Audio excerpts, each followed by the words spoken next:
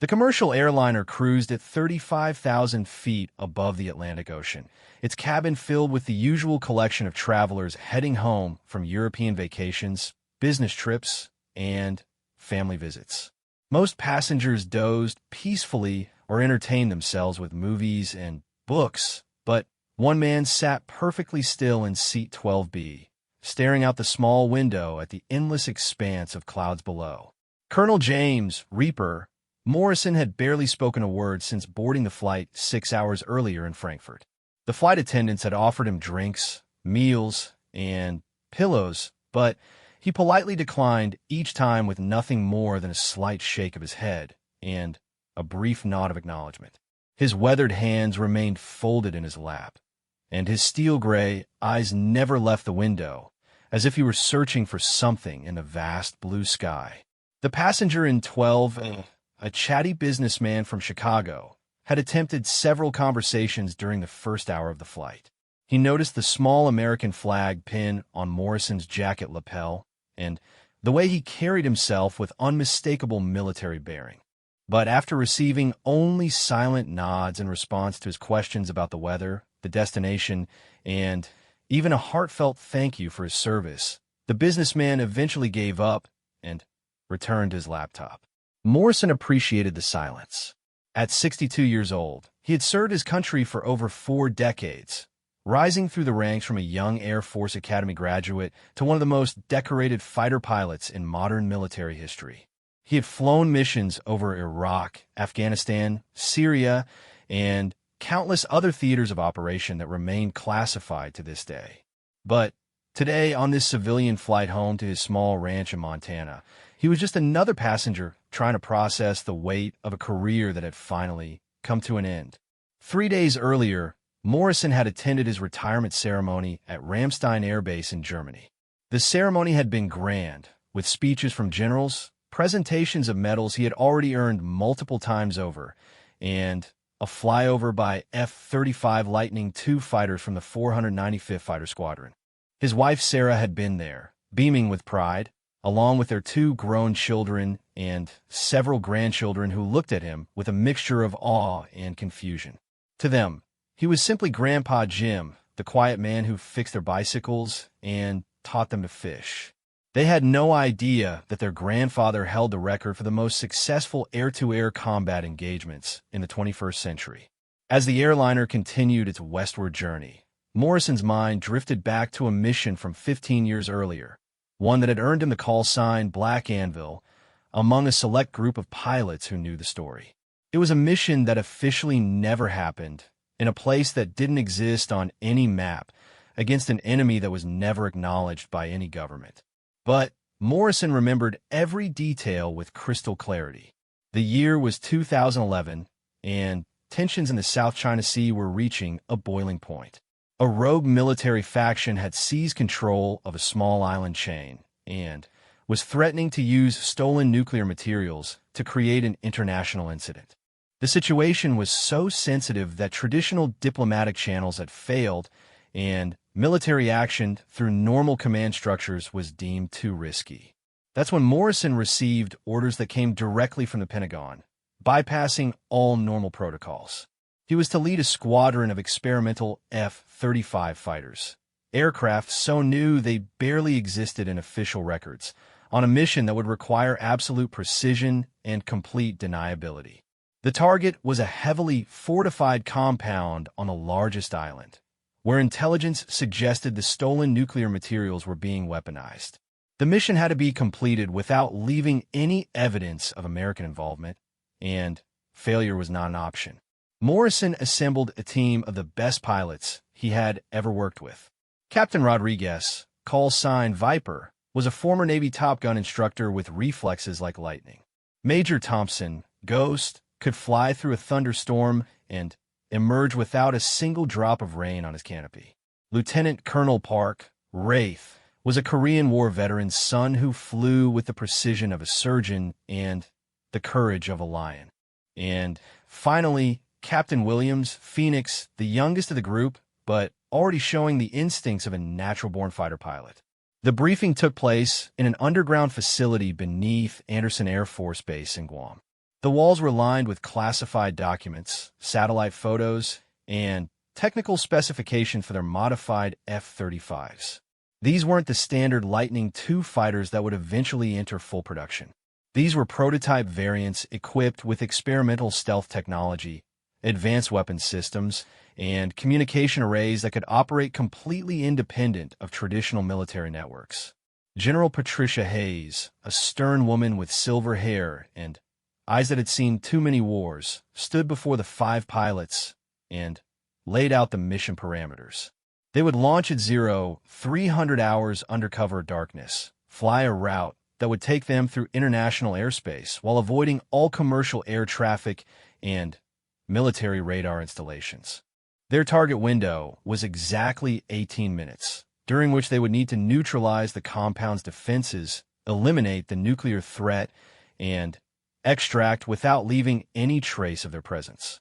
"Gentlemen," General Hayes said, her voice carrying the weight of absolute authority, "this mission does not exist. Your aircraft do not exist. If any of you are shot down or captured, the United States will deny all knowledge of your presence in the area. You will be listed as training casualties, and your families will be told you died in a classified accident. Is this understood?" All 5 pilots responded with a crisp, "Yes, ma'am," but Morrison could see the gravity of the situation settling into their faces. They were about to embark on a ghost mission, one that could save thousands of lives or spark a global conflict, depending on how well they executed their assigned tasks. The modifications to their F-35s were unlike anything Morrison had seen in his 25 years of military flying. The stealth coating was a new generation beyond anything currently deployed, designed to absorb and deflect radar signatures across multiple frequency ranges. The engines had been modified for near-silent operation at low altitudes, and the weapons bay had been reconfigured to carry a specialized payload of precision-guided munitions that would leave minimal forensic evidence. Most remarkably, each aircraft was equipped with an artificial intelligence co-pilot system called Aegis, which could take control of the fighter if the human pilot was incapacitated or if the mission required maneuvers beyond human reaction times. The system was so advanced that it could learn and adapt to combat situations in real time, essentially creating a symbiotic relationship between man and machine that pushed the boundaries of aerial combat effectiveness. As Morrison and his team prepared for the mission, they spent countless hours in advanced flight simulators that perfectly replicated the conditions they would face over the target area. The enemy defenses included surface-to-air missile batteries, radar-guided anti-aircraft guns, and a squadron of enemy fighters that intelligence suggested were being operated by mercenary pilots with significant combat experience. The stolen nuclear materials presented an additional challenge. The compound housing them was built into the side of a mountain, with multiple levels extending deep underground. Conventional bombing would risk spreading radioactive contamination across a wide area, potentially affecting civilian populations on nearby islands. The mission required surgical precision, using specialized bunker-busting warheads that could penetrate the facility without compromising the nuclear containment protocols. 3 nights before the mission, Morrison received a secure communication from his wife, Sarah. She knew he was deployed on a classified operation, but had no idea of the specific details. In her message, she mentioned that their grandson Tommy had asked when Grandpa would be home to help him build the treehouse they had been planning all summer. The innocent question struck Morrison with unexpected emotion, reminding him of all the normal life moments he had missed over the years in service to his country. That same evening, the team gathered in Morrison's quarters for their final mission review. They went over every aspect of the operation one more time, from the initial approach route to the extraction procedures. Each pilot knew their role perfectly, but Morrison could sense the nervous energy that always preceded a high-stakes mission. These were professional warriors, but they were also human beings who understood the magnitude of what they were about to attempt. Captain Rodriguez shared a photo of his newborn daughter, mentioning that he hoped to see her take her first steps when he returned. Major Thompson talked about the fishing trip he had planned with his father, a Vietnam veteran who had never spoken much about his own military service. Lieutenant Colonel Park revealed that he was planning to propose to his girlfriend when he got back, having carried an engagement ring in his flight suit pocket for the past 6 months. Captain Williams, the youngest of the group, simply said he was looking forward to sleeping in his own bed again and eating his mother's home cooking. As the hours counted down to mission launch, Morrison found himself thinking about the nature of duty and sacrifice. Each of these pilots was willing to risk everything for a mission that would never be acknowledged, for people who would never know their names or understand what they had done. It was the ultimate expression of selfless service, and Morrison felt honored to lead such exceptional individuals into what could very well be their final flight. The pre-dawn hours at Andersen Air Force Base were surprisingly quiet. The tropical wind carried the scent of ocean salt and jet fuel as the 5 modified F-35s were wheeled out of their concealed hangars.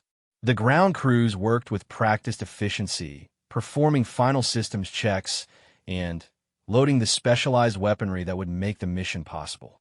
Each aircraft was a masterpiece of engineering and technology, representing the cutting edge of American air power. Morrison performed his traditional pre-flight ritual, walking around his aircraft and touching specific points on the fuselage that had brought him luck throughout his career. The ritual was part superstition and part genuine inspection, but it helped him connect with his machine on a level that went beyond technical specifications. This F-35, tail number 35-001, had been his assigned aircraft for the entire training program, and he had developed an almost personal relationship with its systems and capabilities. As he climbed into the cockpit, Morrison activated the Aegis artificial intelligence system and ran through the startup procedures. The AI's voice was calm and professional, providing status updates and system confirmations with an efficiency that was both impressive and slightly unsettling. The technology was remarkable, but Morrison still believed that human instinct and experience were irreplaceable elements in aerial combat. The 5 fighters taxied to the runway in perfect formation, their engines producing only a whisper of sound compared to traditional military aircraft. The tower gave them clearance for takeoff, using code words that would ensure their departure was recorded as a routine training exercise. As Morrison advanced his throttles and felt his aircraft lift off into the pre-dawn darkness, he knew that the next few hours would determine the success or failure of one of the most critical missions of his career. Flying in tight formation through the darkness, the squadron headed northwest over the Pacific Ocean, maintaining radio silence and following a flight path that had been calculated to avoid all known radar installations and commercial air traffic. The modified F-35s performed flawlessly, their stealth technology rendering them virtually invisible to electronic detection systems. Behind them, the lights of Guam faded into the distance, and ahead lay an unknown enemy that was about to discover what American air power could achieve when unleashed with precision and determination. Morrison glanced at the photos of his family that he always carried in his flight suit pocket, then focused his attention on the mission ahead. In a few hours, he would either return as a hero in a war that never happened, or he would become a casualty in a battle that officially never existed. Either way, he was exactly where he belonged, leading the finest pilots in the world on a mission that could change the course of history. The 5 F-35 Lightning II fighters cut through the darkness like ghosts, their modified engines producing barely a whisper as they maintained formation 300 miles northwest of Guam. Morrison checked his navigation display and confirmed they were right on schedule, following a precisely calculated route that would bring them to their target with mathematical precision. The Aegis artificial intelligence system continuously updated their flight path, making minute adjustments to avoid weather patterns and potential detection zones. 2 hours into the flight, the squadron encountered their first challenge. Captain Rodriguez, flying as Morrison's wingman, reported a hydraulic pressure warning in his primary flight control system. The issue wasn't immediately critical, but it could become a serious problem if they encountered heavy combat maneuvering over the target area. Morrison made the decision to continue the mission, knowing that aborting now would mean losing their narrow window of opportunity and potentially allowing the stolen nuclear materials to be moved to an even more secure location. Viper, can you maintain control authority? Morrison asked over the encrypted communication channel, using Rodriguez's call sign to maintain operational security even in their private communications. Affirmative, Reaper, Rodriguez replied, his voice steady despite the potentially life-threatening malfunction. Aegis is compensating for the hydraulic loss, and I'm showing green lights on all backup systems. I can complete the mission. Morrison admired Rodriguez's determination, but knew he would have to keep a close eye on his wingman throughout the remaining flight. The modified F-35s were incredibly advanced, but they were still experimental aircraft operating at the very limits of their design parameters. Any system failure could cascade into a catastrophic situation, especially during the high-stress environment of aerial combat. As they approached the halfway point of their journey, Major Thompson reported contact with an unidentified aircraft approximately 50 miles to their northeast. The contact appeared to be a commercial airliner following a standard international flight route, but operational security required them to maintain maximum stealth posture until it passed safely out of range. The squadron adjusted their altitude and, heading slightly, allowing the civilian aircraft to continue on its way without any knowledge of the military formation flying parallel to their route. The encounter reminded Morrison of the delicate balance they were maintaining between secrecy and safety. Commercial aviation operated on predictable schedules and routes, but their mission required them to exist in the spaces between normal air traffic, like shadows moving through a world that couldn't acknowledge their presence. It was a testament to the precision of their mission planning that they had managed to avoid any significant conflicts with civilian aircraft. Lieutenant Colonel Park, flying the number 3 position, reported that his radar warning receiver was detecting faint electronic emissions from their target area. The enemy's defensive systems were already active, scanning the surrounding airspace for potential threats. Intelligence had suggested that the rogue military faction was using sophisticated radar equipment, possibly obtained from international arms dealers who specialized in providing advanced technology to questionable clients. Wraith, what's the signal strength and frequency pattern? Morrison asked, knowing that Park's expertise in electronic warfare would give them crucial information about what they would be facing over the target. Multiple emitters, Reaper, Park replied, his voice carrying the calm professionalism that made him one of the best electronic warfare specialists in the Air Force. I'm reading at least 3 different radar types, including what appears to be a Russian S-300 surface-to-air missile system and possibly a Chinese Type 346 naval radar that's been adapted for land-based operations. They're running active scans on multiple frequencies, which means they're definitely expecting company. The news wasn't entirely surprising, but it confirmed that their mission would be significantly more dangerous than originally anticipated. The S-300 was one of the most effective surface-to-air missile systems in the world, capable of tracking and engaging multiple targets simultaneously at ranges exceeding 100 miles. The Chinese naval radar suggested that the enemy had access to advanced early warning capabilities that could potentially detect even their modified stealth fighters if they weren't careful. Morrison called for a brief formation check, ensuring that all 5 aircraft were maintaining optimal stealth configuration. Each pilot confirmed that their radar-absorbing panels were properly aligned, their weapons bay doors were sealed, and their electronic countermeasures were operating within prescribed parameters. The modified F-35s were marvels of stealth technology, but they weren't invisible, especially to the sophisticated detection systems they were about to face. Captain Williams, the youngest member of the squadron, reported that his Aegis system was beginning to analyze the electronic signatures from the target area and developing tactical recommendations for their approach. The artificial intelligence was capable of processing vast amounts of data in real time, identifying potential threats, and suggesting optimal attack patterns based on the enemy's defensive capabilities. It was like having a supercomputer dedicated to keeping each pilot alive and mission effective. Phoenix, what's Aegis showing for threat assessment? Morrison asked, curious to see how the artificial intelligence was interpreting the intelligence they were gathering. The system is recommending a multi-axis approach, Reaper, Williams replied, reading from his tactical display. Aegis suggests we split into two elements, with one group approaching from the northeast to draw the attention of the surface-to-air missiles, while the second group comes in from the southwest at low altitude to attack the primary target. The AI calculates a 73% probability of mission success, with minimal casualties using this approach.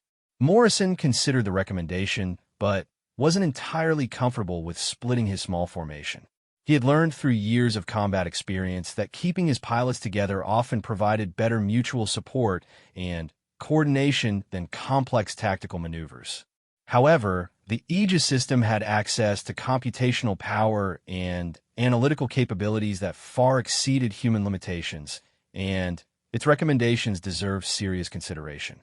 As they continued toward their target, Morrison reflected on the evolution of aerial warfare and the increasing role of artificial intelligence in military operations.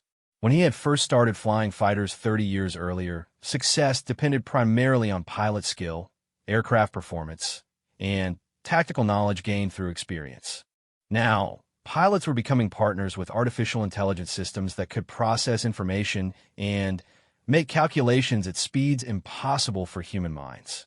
The relationship between man and machine was becoming increasingly symbiotic, with each component bringing unique capabilities to the partnership. Humans provided intuition, creativity, and moral judgment, while artificial intelligence offered computational power, pattern recognition, and reaction speeds that could mean the difference between life and death in aerial combat. Morrison was old enough to remember when pilots flew by instinct and experience alone, but he was also wise enough to embrace technological advances that could save lives and improve mission effectiveness. 30 minutes before reaching their target area, the squadron began their final approach procedures. They descended to low altitude, using the curvature of the Earth and the natural terrain to mask their radar signatures from the enemy's defensive systems. The modified F-35s were designed to operate effectively at extremely low altitudes, their advanced flight control systems automatically adjusting for ground effect and atmospheric turbulence that would challenge less sophisticated aircraft. Morrison could feel his heart rate beginning to increase as they approached the point of no return. Once they crossed into the target area, they would be committed to completing the mission regardless of what opposition they encountered. The stolen nuclear materials had to be neutralized, and the facility had to be destroyed completely to prevent the technology and materials from being recovered and used again. The island chain appeared on their tactical displays as a series of small land masses surrounded by deep ocean water. Intelligence photos had shown that the main island was heavily fortified, with multiple defensive positions carved into the mountainous terrain.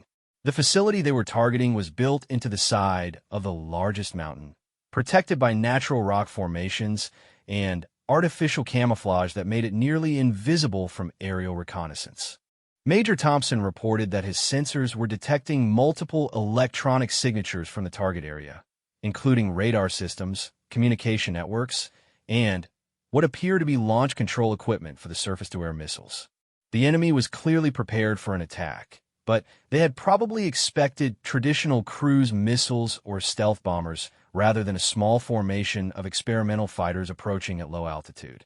Ghost, can you identify any gaps in their radar coverage? Morrison asked, hoping that Thompson's expertise in electronic warfare might reveal a weakness in the enemy's defensive perimeter.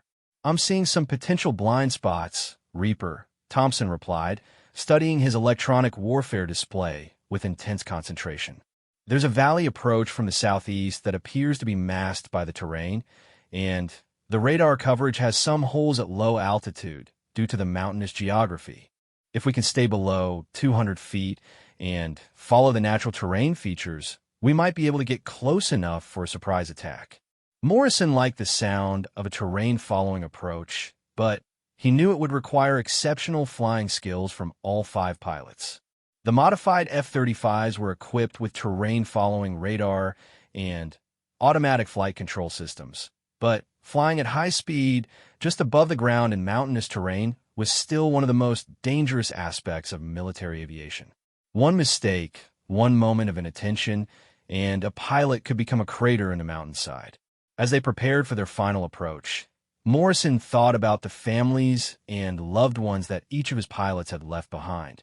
Rodriguez had his newborn daughter, who would grow up not knowing that her father had helped prevent a nuclear catastrophe.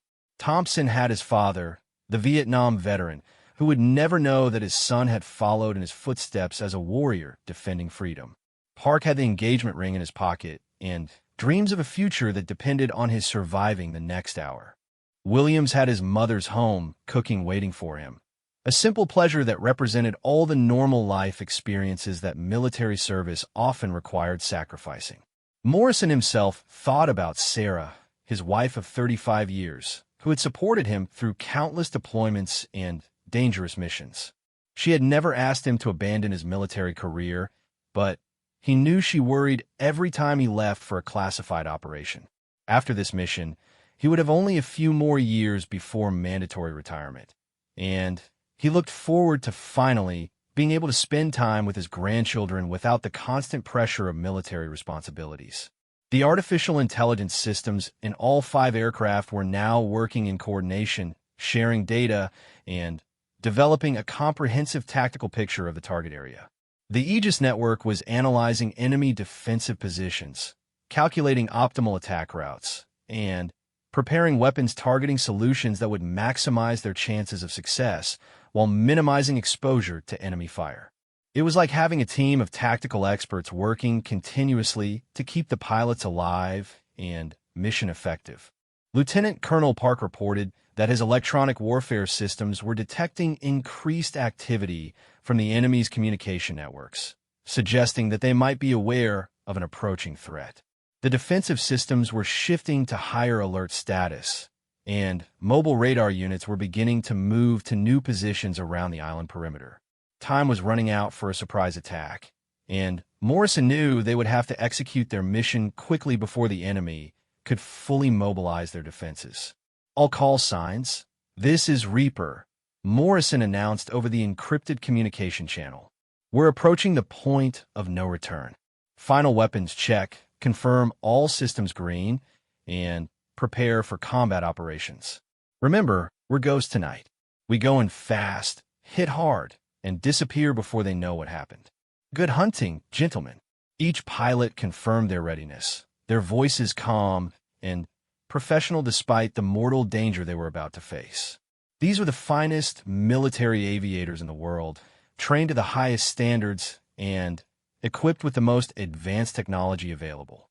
They had prepared for this moment through years of training and experience, and now it was time to prove that American air power could achieve the impossible when operated by skilled professionals with unwavering dedication to their mission. The target island loomed ahead in the darkness, its mountainous silhouette barely visible against the star-filled sky. Somewhere in those mountains, stolen nuclear materials were being weaponized by people who had no regard for the innocent lives that would be lost if their plan succeeded.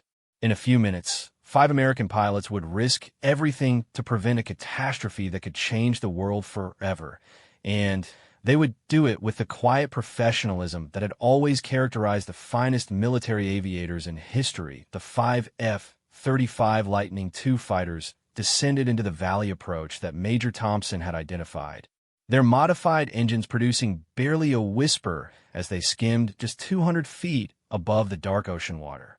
Morrison felt the familiar surge of adrenaline that always accompanied the transition from approach to actual combat, a biochemical response that sharpened his senses and heightened his awareness to superhuman levels. Behind him, his 4 wingmen maintained perfect formation, their aircraft appearing as ghostly shadows against the moonless sky. The Aegis artificial intelligence system in Morrison's fighter continuously updated his tactical display with real-time information about enemy positions and defensive systems. The AI had identified 17 distinct radar emitters, 12 surface-to-air missile sites, and what appeared to be a squadron of enemy fighters on the ground at a small airfield on the northern side of the main island. Most critically, the system had pinpointed the exact location of the underground nuclear facility, buried deep within a mountain and protected by multiple layers of reinforced concrete and steel. "Reaper, this is Wraith." Lieutenant Colonel Park's voice crackled over the encrypted communication channel. "I'm detecting increased electronic activity from the target area. They're definitely aware that something's approaching, but I don't think they have a solid track on our position yet." Morrison acknowledged Park's report while studying his own sensor displays. The enemy's defensive systems were clearly on high alert, but their radar signatures suggested they were searching for traditional cruise missiles or larger aircraft. The modified F-35s were operating below most radar detection thresholds, and their experimental stealth technology was proving exceptionally effective against the sophisticated defensive systems they were facing. Captain Rodriguez, flying as Morrison's wingman despite his hydraulic system problems, reported that his Aegis was compensating perfectly for the control authority loss. The artificial intelligence was making thousands of minute adjustments every second, maintaining flight stability and combat effectiveness even with compromised primary flight controls. It was a remarkable demonstration of how man-machine partnerships could overcome potentially catastrophic system failures. As they approached the southeastern coast of the main island, Morrison could see the defensive installations that intelligence had identified scattered across the mountainous terrain. Surface-to-air missile batteries were positioned at strategic locations, their radar dishes slowly scanning the surrounding airspace for potential threats. Anti-aircraft gun emplacements were dug into reinforced positions, ready to fill the sky with deadly projectiles once they detected incoming aircraft. The underground nuclear facility was located approximately 3 miles inland, built into the side of a mountain that rose nearly 2,000 feet above sea level. Intelligence photographs had revealed that the facility's entrance was concealed behind artificial camouflage and natural rock formations, making it virtually invisible from aerial reconnaissance. However, the specialized bunker-busting warheads carried by the F-35s were designed to penetrate such targets and deliver precise explosive effects deep underground. Morrison made the decision to execute the attack using a modified version of the tactics that Aegis had recommended.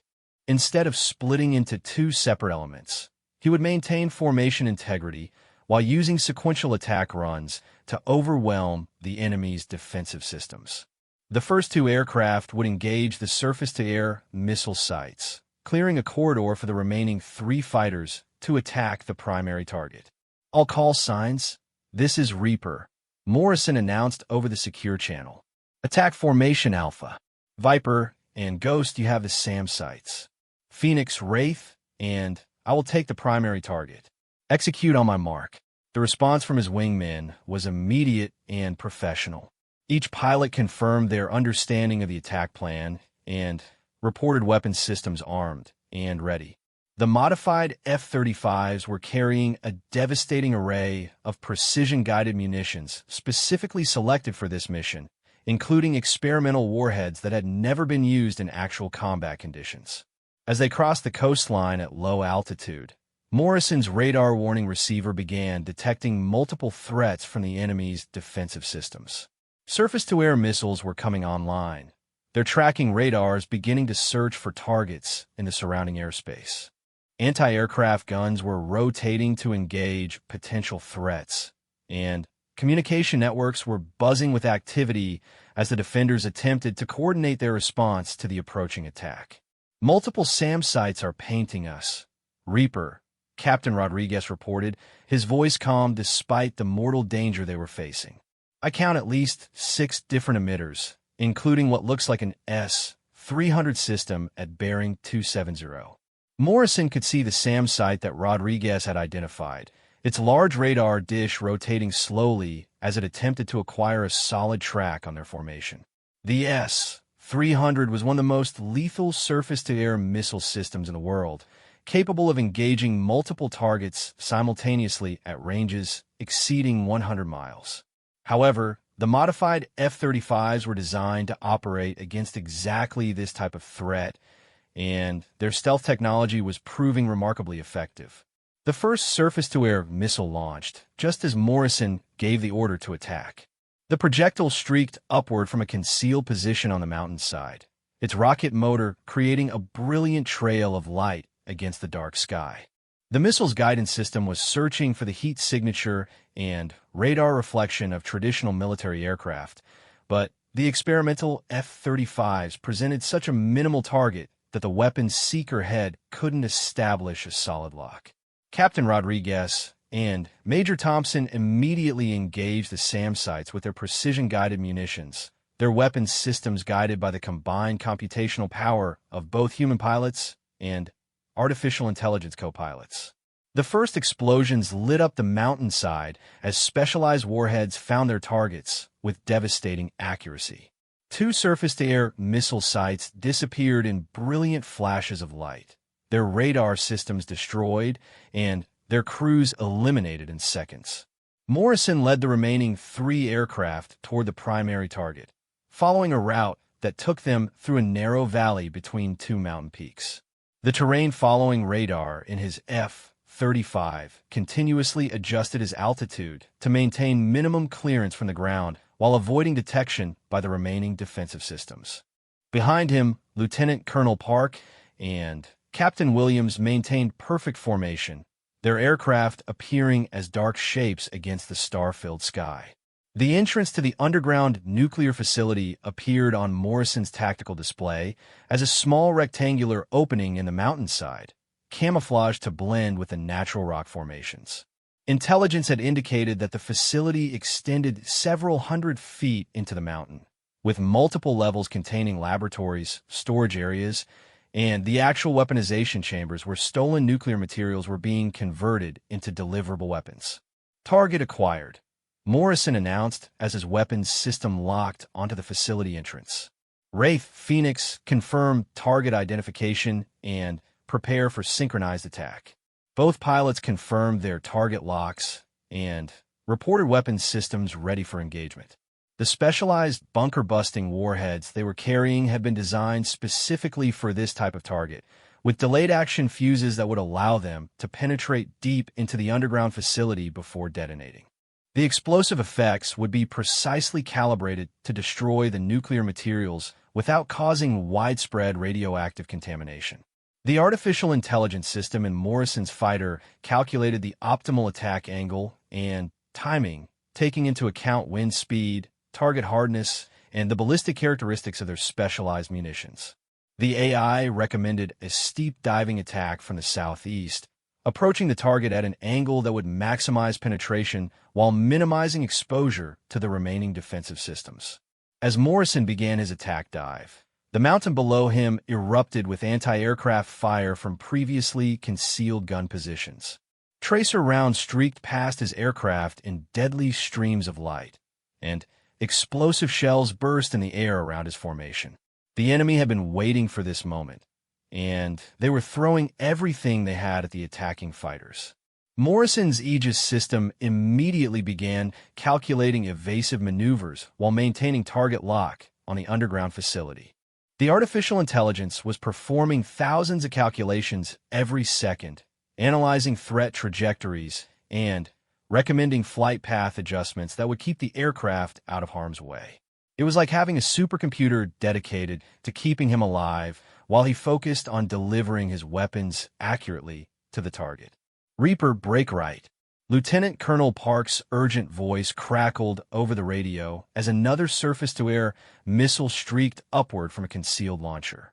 Morrison immediately executed a high G-turn that pushed his aircraft to the limits of its structural design, the G-forces pressing him deep into his ejection seat as his fighter twisted through the sky like a living thing. The missile passed harmlessly beneath his aircraft, its guidance system confused by the F-35 stealth technology and electronic countermeasures. Morrison rolled back toward his target and reacquired his weapon's lock, his heart pounding, but his hands steady on the controls. This was what he had trained for throughout his entire career, the moment when years of preparation and experience came together in a few seconds of life-or-death decision-making. Captain Williams reported that his Aegis system was detecting movement at the enemy airfield, suggesting that fighters were being prepared for launch. Intelligence had indicated that the rogue military faction had acquired several advanced fighter aircraft from international arms dealers, possibly including Russian Su-27s or Chinese J-10s that would pose a significant threat to the F-35s if they managed to get airborne. Morrison made the decision to accelerate the attack timeline, knowing that they needed to complete their mission and escape the area before enemy fighters could intercept them. The modified F-35s were formidable air-to-air combat platforms, but they were carrying heavy weapons loads that would reduce their maneuverability and performance in a dogfight. Speed and stealth were their best defenses, and both advantages would be compromised if they were forced into sustained aerial combat. All call signs, execute attack now. Morrison ordered as he rolled inverted and pulled his aircraft into a steep diving attack toward the underground facility. His weapons system showed solid locks on the target, and his specialized bunker-busting warheads were armed and ready for release. Behind him, Park and Williams followed in perfect formation, their own targeting systems locked onto different sections of the facility to ensure complete destruction. The Mountain rushed upward toward Morrison's aircraft as he descended at over 500 miles per hour, his altitude decreasing rapidly as he approached the optimal weapons release point. Anti-aircraft fire continued to streak past his fighter, and his radar warning receiver was screaming alerts about multiple missile threats, but he maintained his focus on the target below. This was the moment that would determine the success or failure of their entire mission. At precisely the right instant, Morrison's Aegis system indicated optimal weapons release parameters, and he triggered his specialized munitions toward the underground nuclear facility. The bunker-busting warheads separated cleanly from his aircraft and streaked downward toward their target, their guidance systems making final adjustments to ensure pinpoint accuracy. Behind him, Park and Williams released their own weapons, creating a coordinated attack that would penetrate multiple sections of the facility simultaneously. Morrison immediately pulled out of his dive and began evasive maneuvers to escape the target area before his weapons detonated.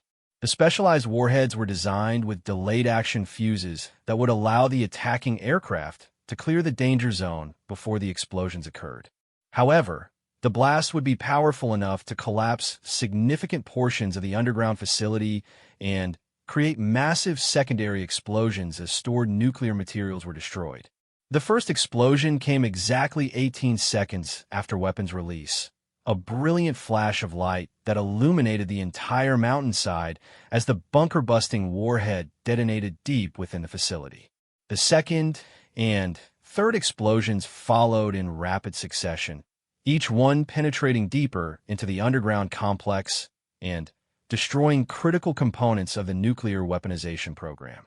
The mountain itself seemed to shudder as shock waves propagated through the rock formations. Secondary explosions began almost immediately as stored chemicals and nuclear materials were consumed by the precisely calculated blast effects. Morrison could see the glow of fires deep within the mountain as ventilation shafts and facility entrances vented smoke and flame into the night air. The specialized warheads had performed exactly as designed, destroying their targets while containing the radioactive contamination within the collapsed facility. Target destroyed, mission accomplished, Morrison reported as he led his formation away from the devastated facility. Behind them, the mountain continued to burn as secondary explosions consumed everything that remained of the nuclear weapons program. The stolen materials that could have killed thousands of innocent people had been neutralized, and the facility that had housed them was now a smoking ruin buried under tons of collapsed rock. Captain Rodriguez and Major Thompson reported successful destruction of their assigned surface-to-air missile sites, clearing the escape route for the formation's withdrawal. The enemy's defensive systems have been effectively neutralized, and their ability to track or engage the departing F-35s had been severely compromised. However, Morrison knew they weren't safe yet, as enemy fighters could still launch and attempt to intercept them during their flight back to friendly territory. As they began their high-speed escape from the target area, Morrison felt the satisfaction that came from completing an impossible mission with precision and skill. The call sign Black Anvil had been earned through years of similar operations, strikes that fell with devastating force on enemies who threatened American interests around the world. Tonight, 5 pilots flying experimental aircraft had prevented a nuclear catastrophe through courage, skill, and the most advanced military technology ever deployed in combat. The 5 F-35 Lightning II fighters streaked away from the burning mountain at maximum speed, their modified engines pushing them through the darkness as they began their escape route toward friendly territory. Behind them, the underground nuclear facility continued to burn, sending columns of smoke and flame into the night sky that would be visible for miles.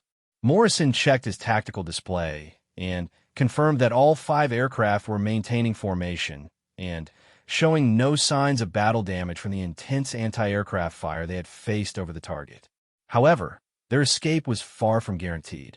Captain Williams reported that his radar was detecting multiple contacts launching from the enemy airfield, suggesting that fighter aircraft were finally responding to the attack on the nuclear facility. The contacts appeared to be climbing rapidly and heading in their direction, which meant that the F-35 formation would likely face air-to-air combat before reaching the safety of international airspace. "Phoenix, what's your count on those bandits?" Morrison asked, using the military term for enemy aircraft while studying his own radar display for signs of the approaching threat. "I'm showing 4 contacts, Reaper, climbing through 15,000 feet, and accelerating," Williams replied, his voice steady despite the knowledge that they were about to face experienced enemy pilots in advanced fighter aircraft. Aegis is analyzing their flight profiles and suggests they're likely Su-27 flankers based on their climb rate and radar signature. The Sukhoi Su-27 was a formidable air-to-air fighter designed by Russian engineers to match the performance of American F-15 Eagles and F-16 Fighting Falcons. If the enemy pilots were experienced and properly trained, they would pose a significant threat to the F-35 formation, especially since Morrison's aircraft were still carrying heavy weapons loads that reduced their maneuverability and acceleration capabilities. Morrison made the tactical decision to jettison their remaining air-to-ground munitions, allowing the F-35s to configure for air-to-air combat. The weapons fell away cleanly and disappeared into the dark ocean below, their explosive charges set to detonate harmlessly after hitting the water. The weight reduction immediately improved the fighters' performance characteristics, and their artificial intelligence systems began calculating optimal engagement tactics for the approaching enemy aircraft. Lieutenant Colonel Park reported that his electronic warfare systems were detecting active radar emissions from the enemy fighters, indicating that they were using their own sensors to search for the escaping F-35s. However, the modified stealth technology on Morrison's aircraft was proving remarkably effective, and the enemy pilots appeared to be having difficulty establishing solid target locks despite knowing the general direction of their targets. "Wraith, can you jam their radar systems?" Morrison asked, hoping that Park's electronic warfare expertise might give them a crucial advantage in the upcoming engagement. "I'm already working on it, Reaper," Park replied, his fingers flying over his electronic warfare controls as he attempted to disrupt the enemy's targeting systems. Their radar frequencies are shifting continuously, which suggests they're using modern electronic countermeasures. But I think I can create enough interference to degrade their targeting effectiveness. The first enemy missile launch occurred when the opposing fighters were still over 30 miles away, well beyond the effective range of most air-to-air weapons. The long-range shot suggested that the enemy pilots were either inexperienced or using experimental weapons that Morrison wasn't familiar with. His Aegis system immediately identified the incoming threat and recommended evasive maneuvers that would defeat the missile's guidance system. Morrison led his formation into a series of high G turns that would present difficult targeting solutions for the approaching missiles while maintaining their course toward friendly territory. The F-35's advanced flight control systems automatically adjusted for the extreme maneuvering loads, keeping the aircraft stable and controllable even during violent defensive maneuvers that would challenge less sophisticated fighters. The enemy missile passed harmlessly behind their formation, its guidance system unable to track the stealthy F-35s through their evasive maneuvers and electronic countermeasures. However, Morrison knew that the enemy pilots were closing the distance and would soon be within effective engagement range with more advanced weapons. The next few minutes would determine whether his squadron would escape successfully or be forced into a prolonged air-to-air battle that could result in casualties. Major Thompson, flying in the number 4 position, reported that his radar warning receiver was detecting multiple threat emissions from different directions, suggesting that additional enemy aircraft might be approaching from other bases in the region. The tactical situation was becoming increasingly complex, with multiple threats converging on their position from various vectors. Morrison realized that they were facing a coordinated response that had been planned and rehearsed for exactly this type of scenario. "Ghost, what's your assessment of the threat picture?" Morrison asked, knowing that Thompson's expertise in air-to-air tactics would provide valuable insight into their tactical options. "I'm reading at least 6 bandits now. Reaper, approaching from multiple vectors," Thompson replied, his voice carrying the calm professionalism that characterized experienced fighter pilots under extreme stress. "They're trying to set up a pincer movement to cut off our escape route. I recommend we punch through the northern group and use our speed advantage to outrun them to friendly territory." Morrison agreed with Thompson's assessment and adjusted their course to exploit the gap between enemy formations. The modified F-35s had superior speed and stealth capabilities compared to most enemy fighters, and their best chance of escape lay in using those advantages rather than engaging in a prolonged dogfight. However, the enemy pilots seemed determined to force an engagement, and they were positioning their aircraft to block multiple escape routes. Captain Rodriguez suddenly reported a missile lock warning from one of the approaching enemy fighters, indicating that an advanced air-to-air weapon was tracking his aircraft. The threat was much more serious than the previous long-range shot, suggesting that the enemy pilot had managed to overcome the F-35 stealth technology through skilled maneuvering or advanced radar systems. "Viper, brake left and chaff," Morrison ordered, directing Rodriguez to execute immediate evasive maneuvers while deploying countermeasures to confuse the incoming missiles guidance system. Rodriguez immediately rolled his fighter into a violent defensive turn, his aircraft systems straining under the extreme G-forces while chaff and flare dispensers created a cloud of confusion around his position. The hydraulic problems that had plagued his aircraft throughout the mission became a critical factor as his flight controls struggled to maintain authority during the high-stress maneuvering. His Aegis system was working at maximum capacity to compensate for the degraded control systems. But even artificial intelligence had limitations when dealing with multiple cascading system failures.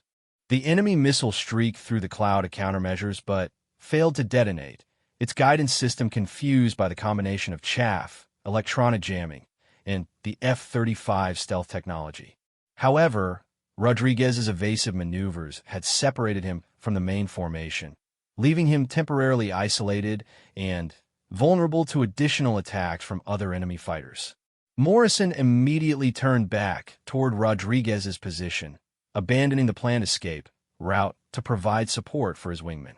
The decision violated standard tactical doctrine, which called for maintaining formation integrity and continuing toward friendly territory, but Morrison couldn't abandon a pilot under attack, especially one whose aircraft was already compromised by system failures. "All call signs, reform on Viper," Morrison ordered, directing the entire formation to consolidate around Rodriguez's position. "We'll fight our way out together." The enemy fighters seemed to recognize the tactical opportunity created by the scattered F-35 formation and began pressing their attack with increased aggression. Multiple missile launches lit up the night sky as advanced air-to-air weapons streaked toward their targets, guided by sophisticated radar systems and experienced pilots who understood how to exploit brief vulnerabilities in even the most advanced stealth fighters. Lieutenant Colonel Park's electronic warfare systems were working at maximum capacity, creating a complex electromagnetic environment that degraded both friendly and enemy targeting systems. However, the close-range nature of the engagement meant that visual identification and infrared tracking were becoming more important than traditional radar-guided weapons. The F-35's stealth technology was most effective at long range, and their advantages were diminishing as the enemy fighters closed to within visual range. Captain Williams found himself engaged in a turning fight with an enemy Su-27, both aircraft pulling maximum G-forces as they maneuvered for positional advantage. Williams was younger and less experienced than the other pilots in Morrison's formation, but his natural flying ability and the advanced capabilities of his F-35 were keeping him competitive against the veteran enemy pilot. His Aegis system was continuously providing tactical recommendations and threat warnings, essentially giving him a supercomputer co-pilot that enhanced his own skills and reflexes. Phoenix, extend south and use your speed advantage, Morrison radioed, recognizing that Williams was being drawn into exactly the type of close-range dogfight that favored the enemy's more maneuverable aircraft. Don't try to turn with him. Use your technology. Williams immediately disengaged from the turning fight and accelerated away from the enemy fighter, his F-35 superior speed and acceleration leaving the Su-27 behind as he climbed toward a more advantageous position. The enemy pilot attempted to follow, but couldn't match the Lightning II's performance, especially at the high altitudes where the F-35's engines were most effective. Morrison found himself facing two enemy fighters simultaneously, their pilots working together in a coordinated attack that was designed to overwhelm his defensive capabilities. The enemy aircraft were approaching from different angles, forcing him to divide his attention between multiple threats while maintaining his position relative to the rest of his formation. This was exactly the type of complex tactical scenario that separated experienced pilots from novices, requiring split-second decision-making and perfect execution under maximum stress. His Aegis system was providing constant updates on threat positions and recommended defensive maneuvers, but Morrison's decades of combat experience told him that artificial intelligence alone wouldn't be enough to survive this engagement. He needed to rely on the intuition and tactical knowledge that came from years of aerial combat, combined with the advanced capabilities of his aircraft to create opportunities that his enemies couldn't anticipate or counter. Morrison executed a defensive maneuver that had been developed specifically for the F-35, using the aircraft's thrust vectoring capabilities and advanced flight controls to perform a maneuver that was impossible for conventional fighters. His aircraft seemed to defy the laws of physics as it rotated in space while maintaining forward momentum, presenting an impossible targeting solution for the enemy pilots while positioning Morrison for a counterattack. The maneuver was so unexpected that one of the enemy pilots overshot Morrison's position, flying directly into the F-35's targeting envelope. Morrison immediately locked onto the enemy fighter with an advanced air-to-air missile and fired, watching as his weapon tracked perfectly toward its target. The enemy pilot never knew what hit him as the missile's advanced guidance system overcame his desperate evasive maneuvers and detonated with devastating effect. The destruction of their wingman caused the remaining enemy pilots to become more cautious, giving Morrison's formation the opportunity they needed to begin extracting from the combat area. However, Major Thompson suddenly reported a catastrophic engine failure in his aircraft, with multiple warning lights indicating critical system failures that could lead to total loss of the fighter within minutes. "Ghost, what's your status?" Morrison asked, immediately turning toward Thompson's position while scanning for additional enemy threats. "I've got major engine problems, Reaper," Thompson replied, his voice calm despite the mortal danger he was facing. "Aegis is showing multiple cascade failures, and I'm losing power rapidly. I might need a punch-out." The thought of losing Thompson to an ejection over hostile territory was unacceptable to Morrison, who immediately began calculating options for getting his wingmen safely to friendly forces. The remaining enemy fighters were still in the area, and a pilot in the water would be completely vulnerable to capture or worse. Morrison made the decision that would define his legacy as a leader and friend, choosing to risk his entire formation to save one man who had served with distinction and honor throughout his career. All call signs were escorting Ghost to the emergency recovery point, Morrison announced, referring to a predetermined location where disabled aircraft could attempt emergency landings or pilot recovery operations. Stay close and watch for bandits. The decision to escort Thompson rather than abandoning him would expose the entire formation to additional risks and delay their escape to friendly territory. However, Morrison knew that leaving a man behind was not an option, regardless of the tactical situation or the potential consequences for the mission. This was the warrior code that had defined American military aviation since the beginning of powered flight, and Morrison would not be the leader who broke that sacred trust.